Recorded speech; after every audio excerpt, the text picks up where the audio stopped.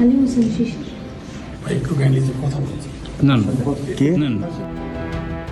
আওয়ামী লীগ নেতাকে বাঁচানোর চেষ্টার অভিযোগ উঠেছে সেনাবাহিনীর এক অংশের উপর।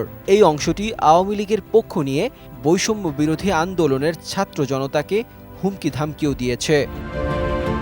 এসএসএফের ডিজির বাসায় আওয়ামী লীগের শিল্প ও বাণিজ্য বিষয়ক উপকমিটির সদস্য আলী হোসেন শিশিরকে লুকিয়ে রাখা হয়েছিল।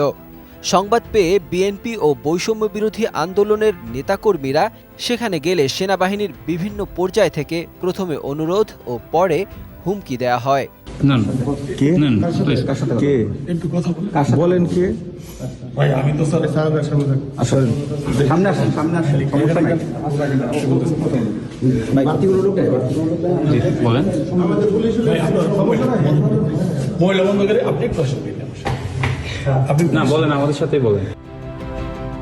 তবে বৈষম্য বিরোধী আন্দোলনের ছাত্র জনতা শেষ পর্যন্ত পুলিশ ডেকে তাকে আটক করলেও হত্যা মামলার আসামি আলী হোসেন শিশিরকে গ্রেফতার না দেখানোর চেষ্টা চালিয়েছে সেনাবাহিনী ও ওই অংশটি।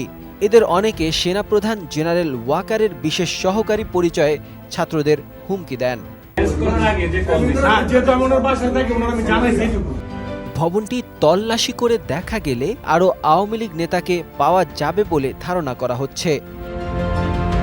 গতকাল রাতে এক গোপন সংবাদের ভিত্তিতে আওয়ামী লীগের কেন্দ্রীয় শিল্প ও বাণিজ্য বিষয়ক উপকমিটির সদস্য আলী হোসেন শিশিরকে বসুন্ধরা কে ব্লকের একটি বাসা থেকে বৈষম্য বিরোধী ছাত্র আন্দোলনের নেতারা পুলিশের সহযোগিতায় দীর্ঘ 5 ঘন্টার প্রচেষ্টায় গ্রেফতার করে।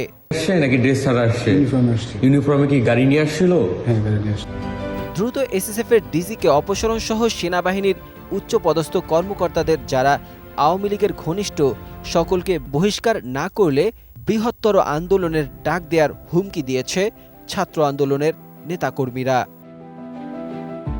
Desk report, 21 television.